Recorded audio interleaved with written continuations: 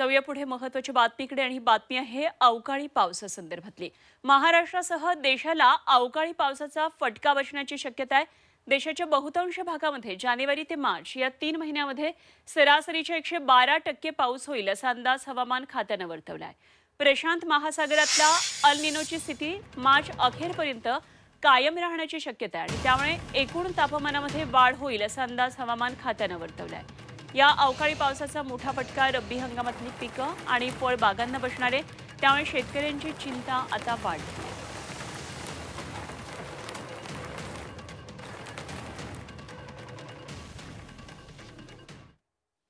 आणि आता जाऊया पुढच्या सुपरफास्ट बातम्यांकडे।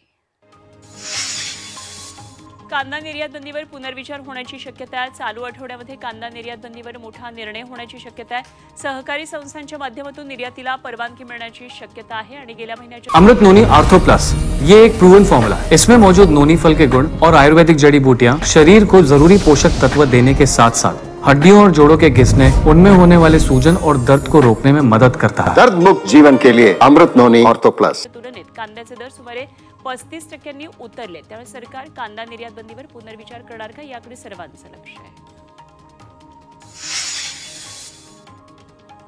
चंद्रपूरमध्ये चांदा ॲग्रो 2024 महोत्सवाचं आयोजन करण्यात आलंय। 3 ते 7 जानेवारी दरम्यान चांदा क्लब ग्राउंडवर या महोत्सवाचं आयोजन केलंय।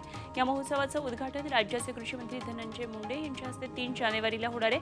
पालकमंत्री सुधीर मुनगंटीवार यांच्या मार्गदर्शनात हा महोत्सवाचं आयोजन केलंय।